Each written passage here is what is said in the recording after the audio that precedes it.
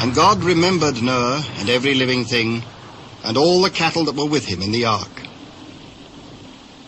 And God made a wind to pass over the earth, and the waters asswaged. The fountains also of the deep and the windows of heaven were stopped, and the rain from heaven was restrained. And the waters returned from off the earth continually. And after the end of the 150 days, the waters were abated. And the ark rested in the 7th month, on the 17th day of the month, upon the mountains of Ararat. And the waters decreased continually until the 10th month. In the 10th month, on the 1st day of the month, were the tops of the mountains seen. And it came to pass at the end of 40 days that Noah opened the window of the ark which he had made. And he sent forth a raven, which went forth to and fro until the waters were dried up from off the earth. Also he sent forth a dove from him, to see if the waters were abated from off the face of the ground. But the dove found no rest for the sole of her foot, and she returned unto him into the ark, for the waters were on the face of the whole earth. Then he put forth his hand, and took her, and pulled her in unto him into the ark.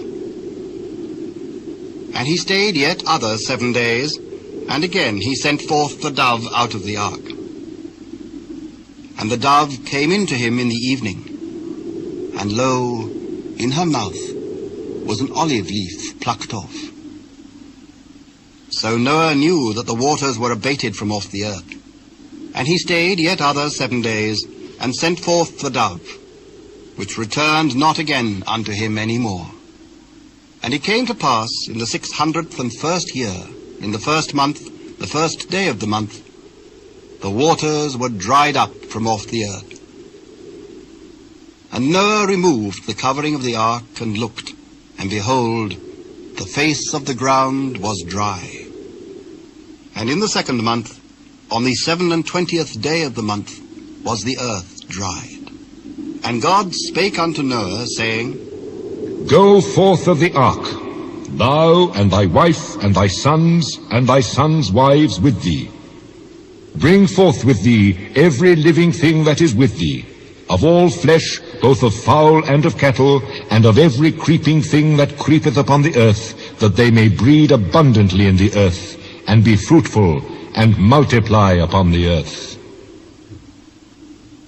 And Noah went forth, and his sons and his wife and his sons' wives with him, every beast, every creeping thing, and every fowl, and whatsoever creepeth upon the earth after their kinds, went forth out of the ark.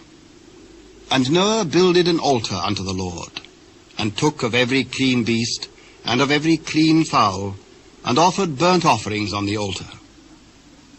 And the Lord smelled a sweet savour.